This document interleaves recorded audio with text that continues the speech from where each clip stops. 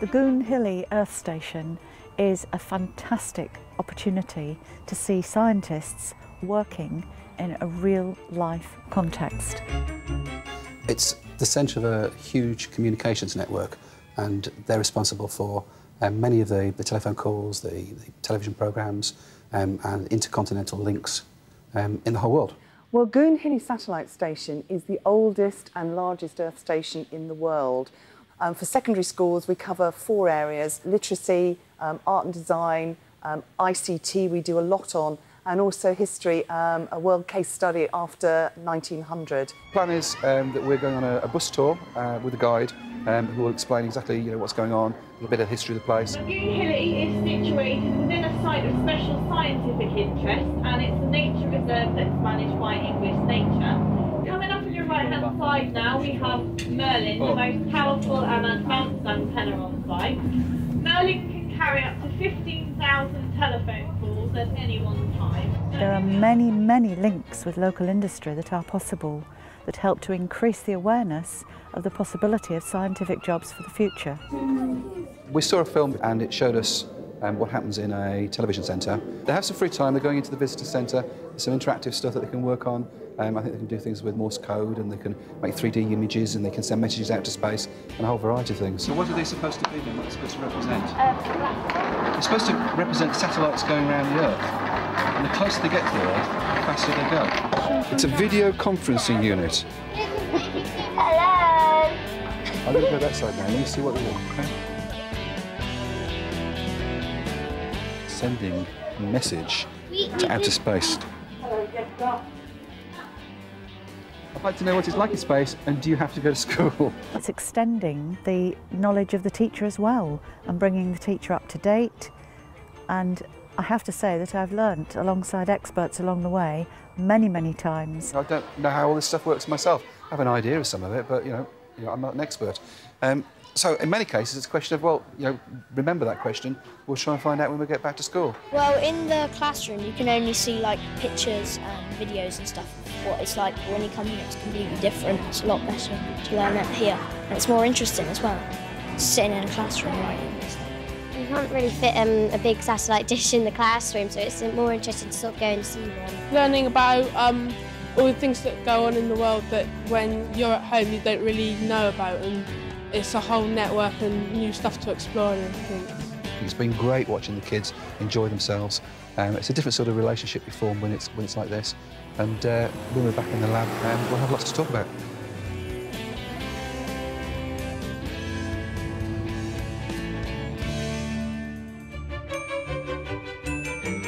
This is a trip to the National Space Centre at Leicester, an absolutely superb day's outing for these students. They lose themselves from the minute they get into this building. We wanted to take a trip for Science Week, and we decided that the Space Centre was appropriate for what we teach in Year 7, especially since we're doing the solar system and beyond topic. It puts into context the science that we do in school. The students are going to go and investigate a comet in more detail, essentially to give us a better picture of what comets are really like. The space station is going to be in orbit at a height of about 400 kilometres, and we do actually have to dock with it, so it will take us a couple of minutes to get there, but it shouldn't be too long.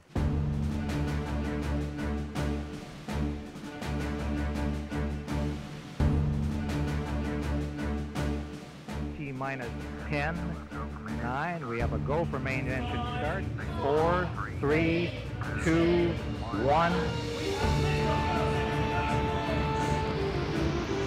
Ignition and liftoff. Roger, roll. Roll program initiated, Houston now controlling. Confirm, we have SRB SEP over. Roger, copy, loud and clear.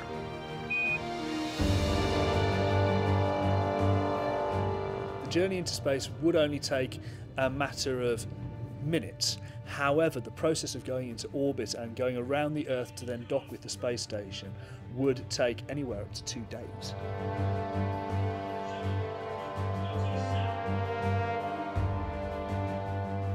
To be able to totally immerse the children in this sort of learning experience is just out of this world. Medical team, that's what MED stands for. You're going to be making sure we're all fit and healthy. Test yourselves first, and then you can start on other members of the crew. Space Station, this is Mission Control. I have a message for the MED team. Over. Communication skills are extremely important. Not only do you have two groups separated effectively by the void of space, they only have really two main lines of communication. A communications officer who does verbal communications and a data officer that does written communications. MED team, can someone come over here please? Mission Control, this is the space station. We are ready to receive. Over. It means that they have to think very carefully about the message that they're trying to get across. They have to present it properly. It has to be short, concise, clear and written properly so they can actually have it read by somebody else. We are ready to begin recording your results. The experiments are mainly geological and biological. In the glove box are some space rock samples, and the remote officer has to perform basic experiments to determine their composition. Back at Mission Control, their counterpart will analyse the data and find out what the rocks are. The meteorite one is grey in colour. The tasks that they do on there are things that they might actually do in class, but they were put into a real life context for them to give the science some meaning. Did you hear that, Med? For the mission controllers, their job may seem less exciting, but if you have a bright group of kids and they are working effectively with the material that they've got, it can get very tense and very exciting. If the mission controllers aren't doing their job properly, then theoretically the lives on board the space station could be in danger. But if you're working with a capable group, then there are all sorts of other things that we can throw in to keep them on their toes and to test their mettle, as it were. 3%. Ladies and gentlemen, there's a problem. Can I have your attention for a moment, please? It says there's an oxygen emergency kicking off. We're losing oxygen rapidly. Now, this is going to be an issue for the LS team to sort out. Mission Control, this is the space station. The message for the LS team is we are losing oxygen. Help us to solve this problem. Over. Oh, good, good, good. 5 seconds left.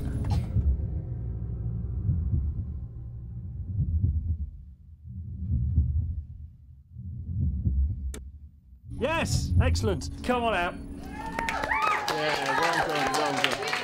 Now down 195 knots and touchdown on nose gear. Okay, control. The reaction can really be quite bizarre. Many of them will actually ask, is this for real?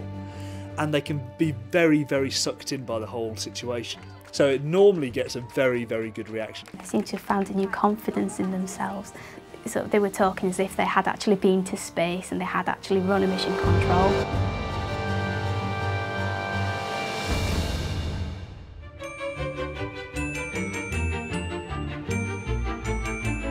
This trip is to the Field Studies Centre at Dale Fort. It's a residential course, and even though it might seem daunting to some members of staff, with careful preparation and the right frame of mind and the right rapport with the students, it is a truly memorable and valuable experience. People back at school think we get a holiday for the week. We don't. The children work very, very hard whilst they're here. Okay, this is what we're looking for. A common sandhopper, Telethrus saltator, okay? Little things that jump around. They live in the patches of seaweed under the pebbles along the beach. The best thing to do, find yourself a little patch of seaweed spread out a little bit, and if you kick over the seaweed and the pebbles underneath, you'll see hundreds of them. I got one! There's a star! I don't like this, this is making me cringe. I'm too scared, I don't like this. All the shrieks and the squeals of oh, what is it? Or, oh my goodness, you know, does it bite? Does it sting? Is wonderful to see. Very few of them have actually stuck their nose in a rock pool, and even if they have, they very rarely actually put their hands into it and got stuck in. So one of the great things is the completely new environments that they're not used to. You need about 50 in your pot. It's quite important and enlightening to realise that even Year 12 students may well not have been away from home before. Dab of paint on the back of the sandhopper, okay? And then you need to drop them back into the seaweed where you caught them from, and you need to count how many you're painting. Mark it on its back. 1. No, that with your hand. Don't be silly. No, but it actually might be easier.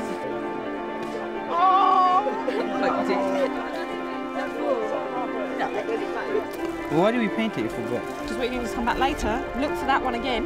You're going to collect another 50, and you're going to find out how many you've got that yellow dot on. It's even more important on a residential trip to have clear aims and objectives so that the outcomes can be achieved. It's also vitally important to give some downtime to each member of staff in turn and to the students. I think they expect a lot of fun, but I think they expect to just go to the beach and catch the odd crab here and there, or the odd snail here and there. They certainly don't expect the vast array of organisms that are found down here on the seashores.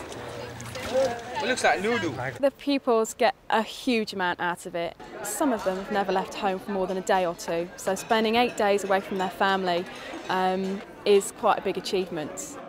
It's really nice to see how the social groups mix. Generally, they all pull together. Some of the pupils that you think sit very quietly in the corner in your classroom really come out of themselves when they come to a place like this.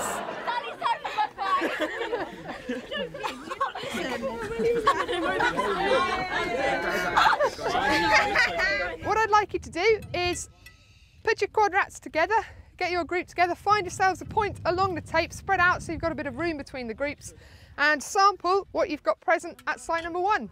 Today we are at the Gann salt marsh. It's the mouth of the Gann estuary, and what we've come to study is the concept of succession, how vegetation changes the plant and animal communities with time. What we'll hopefully demonstrate is how we've got evidence for every stage of succession. So we've got the migration stage down at the bare mud at the estuary, right through to the climax vegetation stage at the top of the Pickle Ridge. There.